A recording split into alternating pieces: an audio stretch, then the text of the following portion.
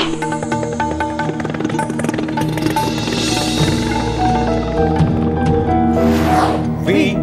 the people of India, having solemnly resolved to constitute India into a sovereign, socialist, secular, democratic republic and to secure to all its citizens.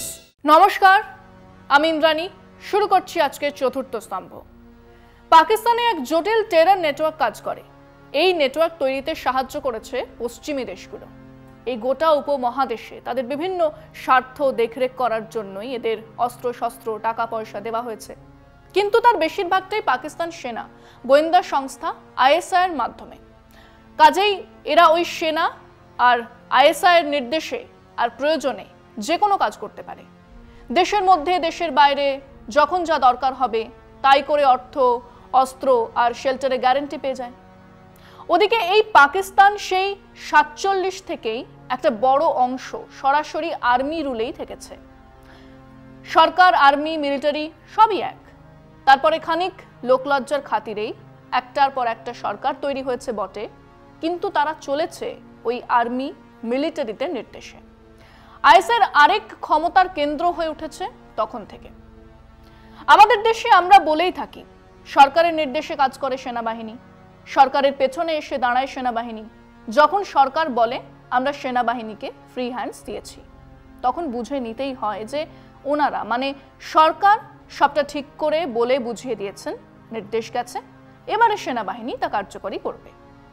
Operation সিন্দুরের মতো এক almost corporate optics তৈরি করা কি মিলিটারিদের কাজ? সেটা নাগপুর, দিল্লির think ট্যাঙ্কের মাথার ফসল। কিন্তু পাকিস্তানের ব্যাপারটা আলাদা। রাষ্ট্রপ্রধান যুদ্ধ না চাইলেও যুদ্ধ হতে পারে, যুদ্ধ থামতে পারে, অন্য দেশে ঢুকে আতঙ্ক, ত্রাস ছড়িয়ে দিতে পারে তাদের পোষা এই টেরর নেটওয়ার্ক। সেখানে দেশের মানুষ, সরকার, সামরিক বাহিনীর পেছনে এসে দাঁড়াতে বাধ্য হয়। এই অসম্ভব শক্তিশালী নেটওয়ার্ক গড়ে উঠেছে মধ্য 60 থেকে, যা তাদের নিরাপত্তা ব্যবস্থার অংশ হয়ে গেছে। পাকিস্তানের সেনাবাহিনীর গোয়েন্দা সংস্থা আইএসআই এই গোষ্ঠীগুলোকে কৌশলগত সম্পদ, ট্যাকটিক্যাল অ্যাসেট হিসেবে দেখে, আর সেই কারণে এগুলোকে টিকিয়ে রাখে টাকা, পয়সা, অস্ত্র শস্ত্র, ট্রেনিং আর শেল্টার দিয়ে। সঙ্গে জুড়ে দেয় ইসলামকে, জুড়ে দেয় ধর্মকে। একদিকে দারিদ্র্য, অন্যদিকে অশিক্ষা, আর তার উপরে ধর্মের কথা, তথাকথিত ইমানের কথা মিলেমিশে এক ঝাঁঝালো ককটেল, যা নিয়মিত ব্যবহার করে এই উপমহাদেশের আরো জটিল রাজনীতিকে আরো ঘোলাটে করে রাখে। খেয়াল করে দেখুন, আপনি ঠিক যখন ভাবতে শুরু করেছেন উগ্রপন্থা ব্যাকসেটে, ঠিক তখন 30, 40, 50, 100 জনকে খুন করে সেই উগ্রপন্থার আবহকে টিকিয়ে রাখা হয়। 2008 সাল থেকে পাকিস্তান বহুবার financial action task force FATF এর ধূসর তালিকায় পড়েছে, কারণ তারা সন্ত্রাসে অর্থ যোগানের নেটওয়ার্ক ধ্বংস করতে ব্যর্থ হয়েছে। এসব বিধিনিষেধের ফলে আরও মার খেয়েছে অর্থনীতি। ফলে শাহাদাত দেবার লাইনে ভিড় লেগেই আছে।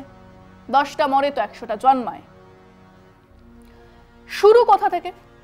শুরু তো সেই কাশ্মীর দখল থেকেই, কিন্তু তা এক সংগঠিত রূপ নিয়েছে কিছু পরে। 1979 সালে সোভিয়েত আফগান যুদ্ধের সময় মূল পরিবর্তনটা আসে। তখন আমেরিকার অর্থ সাহায্যে গড়ে উঠেছিল এক ফ্র্যাঙ্কেনস্টাইন, যারা পরে টুইন টাওয়ার ধ্বংস করবে। এই আমেরিকাই পাকিস্তানের আইএসআই জিহাদি সংগঠনগুলোকে বড় আকারে প্রশিক্ষণ দেওয়া শুরু করে। এই মার্কিনী বা পশ্চিমী সাহায্য আর উস্কানির প্রক্রিয়ার মধ্য দিয়ে তৈরি হয় এক জটিল সন্ত্রাসী কাঠামো। তাদের মূল উদ্দেশ্য ছিল কাশ্মীরে হামলা, আফগানিস্তানে প্রভাব বিস্তার, ধর্মীয় হিংসা ছড়ানো আর একটা মৌলবাদী যুদ্ধ চালানো। যাবতীয় open source intelligence, OSINT, declassified নথিপত্র এবং একাডেমিক গবেষণার বলছে এই সময় থেকেই পাকিস্তানের সন্ত্রাসী নেটওয়ার্কের গভীর গাঁথনির ভিত খোঁড়া হয়েছে, যা আজ বিরাট, আরো জটিল আর অক্টোপাসের মতো অনেক অনেক সুর নিয়ে আমাদের সামনে হাজির। আসছি পরের আলোচনা একটা বিরতির পর, সঙ্গে থাকুন। প্রথমে আসুন এদের মাথা লস্করে তৈয়বা নিয়ে কথা বলা যাক। এই সংগঠনটা 1990 তৈরি হয় ভারতের বিরুদ্ধে যাবতীয় টেরর অ্যাক্টিভিটিস ছড়ানোর জন্য পাকিস্তানের প্রধান মাধ্যম হিসেবে। হাফিজ সঈদ এই সংগঠনের প্রধান। যদিও সে আন্তর্জাতিক নিষেধাজ্ঞার মুখে দাঁড়িয়ে আছে, তবুও পাকিস্তানি একেবারে স্বাধীনভাবে ঘুরে বেড়াচ্ছে। তার যাওয়া আসা কেবল নয়, তার ব্যক্তিগত সুরক্ষার বন্দোবস্ত করেছে সরকার। লস্করের মূল ঘাঁটি লাহোরের কাছে একটা 200 একরের জায়গায় অবস্থিত, নাম মার্কাজি তৈবা, যেখানে এবারে ভারত হানা দিল। কিন্তু সেখানেই তো সবাই নেই। কাশ্মীর ও পাকিস্তানের শহরগুলোতে এর নানা শাখা রয়েছে, প্রতিদিন বাড়ছে।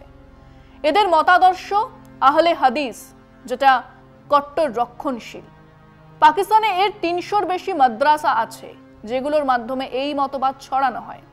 সেই মাদ্রাসাগুলোই এনাদের মূল রিক্রুটমেন্ট বেস। এই লস্করে তৈবার পাকিস্তানে অন্তত 16টা প্রশিক্ষণ শিবির রয়েছে বলে গোয়েন্দা তথ্য বলছে।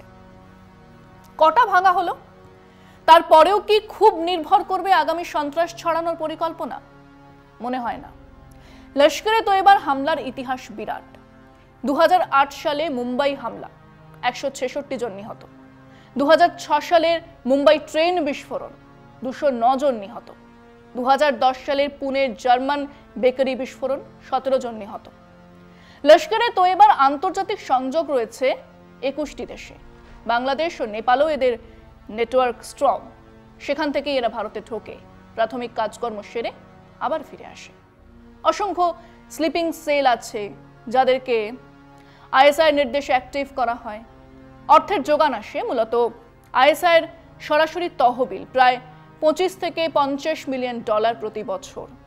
তার উপরে আছে সৌদি আরব, সংযুক্ত আরব আমিরাত থেকে ব্যক্তিগত দান, প্রবাসী পাকিস্তানদের দান ছাড়াও এই নেটওয়ার্কে নিজস্ব ব্যবসা, জমি কেনাবেচা এবং বাণিজ্যের মাধ্যমে প্রচুর টাকা এরা পায়, রোজগার করে। পরের সংগঠন হলো জৈশ-ই মোহাম্মদ। 2000 সালে মাসুদ আজহার এই সংগঠনটি গড়েন IC-814 বিমান ছিনতাইয়ের সময় তার মুক্তির পর। এই সংগঠন সুইসাইড অ্যাটাক, আত্মঘাতী হামলার জন্য কুখ্যাত।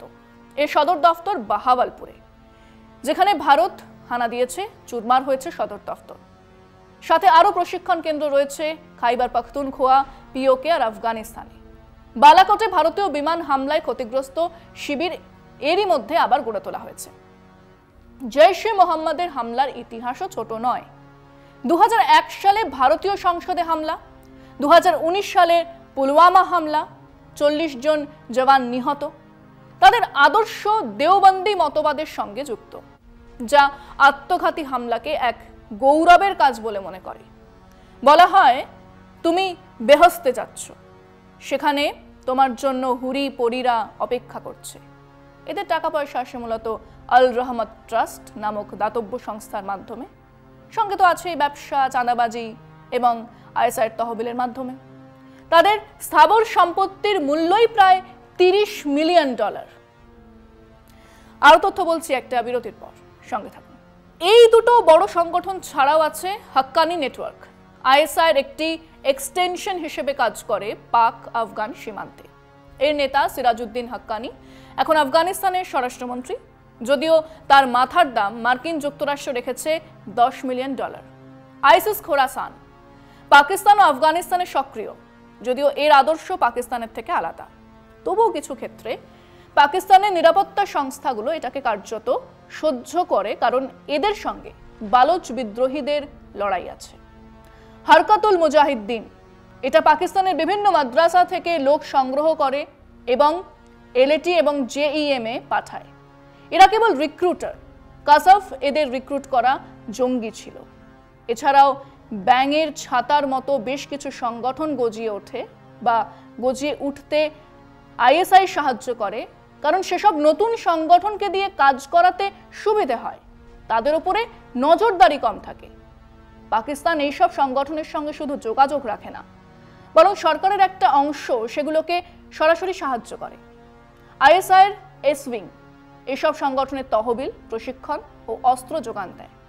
সত্যিই তো পাকিস্তান ওয়ার অন টেররে যুক্ত, কিন্তু তারপরে পাকিস্তান ভালো জঙ্গি মানে যারা পাকিস্তানের কাজে লাগে, আর খারাপ জঙ্গি যারা পাকিস্তানের ক্ষতি করে, এই দুই ভাগে জঙ্গিদের ভাগ করে এক দলকে সাহায্য করে, অন্য দলকে মেরে বলে আমরা উগ্রপন্থার সঙ্গে লড়ছি। 1990 সাল থেকে পাকিস্তানের মদতে এ ধরনের গ্রুপগুলো সন্ত্রাসে প্রাণ হারিয়েছে প্রায় 45,000 মানুষ, বিভিন্ন ঘটনায় বিভিন্ন দেশে, এমনকি পাকিস্তানে। আরেক বিরাট সমস্যা হলো এদের ফাইন্যান্স নেটওয়ার্ক। এই সংগঠনগুলো টিকিয়ে রাখতে যে অর্থ ব্যবস্থা রয়েছে তা অসম্ভব জটিল। আপাতত বিদেশি টাকা বন্ধ, কিন্তু এদের জন্যই 40টার বেশি দাতব্য প্রতিষ্ঠান প্রায় 150 থেকে 200 মিলিয়ন ডলার তোলে প্রতি বছর। গোপন বাজেট বরাদ্দ থাকে পাকিস্তানের, আর হাওয়ালা ট্রান্সফার, এমনকি ক্রিপ্টোকারেন্সির মাধ্যমে অর্থ আসে। এর উপরে আছে মাদক পাচার, যার পরিমাণ কম বেশি 75 মিলিয়ন ডলার। পাকিস্তানে মাদ্রাসার সংখ্যা 30,000-এরও বেশি। এর মধ্যে 10 থেকে 15% সরাসরি চরমপন্থী সংগঠনের সঙ্গে যুক্ত। তাদের সিলেবাসে চূড়ান্ত ভারত বিরোধী প্রচার, সোশ্যাল মিডিয়া থ্রেট স্পিচ এবং গরিব পরিবারের ছেলেমেয়েদের নিয়োগ, এসব মিলিয়ে এটা একটা সেলফ সাফিশিয়েন্ট টেরর মেশিন হয়ে উঠেছে। এই নেটওয়ার্ক চিরকাল একই থাকছে না, এরাও পাল্টাচ্ছে, বিবর্তন হচ্ছে। ধরুন এদের শুরুয়াত সেই 1990-এর দশকে কাশ্মীরে হামলার মাধ্যমে, কিন্তু 2000-এর পর আত্মঘাতী হামলা মানে সুইসাইড অ্যাটাক বাড়ে। মানে তার আগে কিন্তু সেটা আমাদের জানাই ছিল না। 9/11-র পর আরও পাল্টায় এরা, নাম পাল্টে বা চ্যারিটেবল ট্রাস্ট বানিয়ে কাজ চালানো শুরু করে। আফগানিস্তানে তালিবানের ক্ষমতা ফিরে আসার পর আবার নতুন প্রশিক্ষণ কেন্দ্র খুলে ফেলে। 2018 পর্যন্ত একটু সামলে ছিল, আবার সক্রিয় হয়েছে 2019-20 সালে। 2023-24 সালে ভারতের নিয়ন্ত্রণ রেখা পেরিয়ে অনুপ্রবেশও আবার বেড়েছে। যদিও ট্রাম্প সাহেব মনে করেন এটা ভারত পাক সমস্যা, কিন্তু বাস্তব সত্যিটা হলো এটা শুধুমাত্র ভারতের সমস্যা নয়, এটা গোটা বিশ্বের জন্য একটা হুমকি। পাকিস্তান বছরের পর বছর ধরে এই টেরর নেটওয়ার্ককে সাহায্য করছে, বেড়ে ওঠার ইন্ধন যোগাচ্ছে, যা আসলে তাদের রাষ্ট্রীয় নীতির অংশ। এপ্রিল মাসে অনন্তনাগ জেলার পেহেলগামে লস্করে তৈয়বার হামলায় 26 জন সাধারণ মানুষের প্রাণহানির ঘটনা তারই প্রমাণ। আজ এখানেই শেষ করছি। শুভরাত্রি।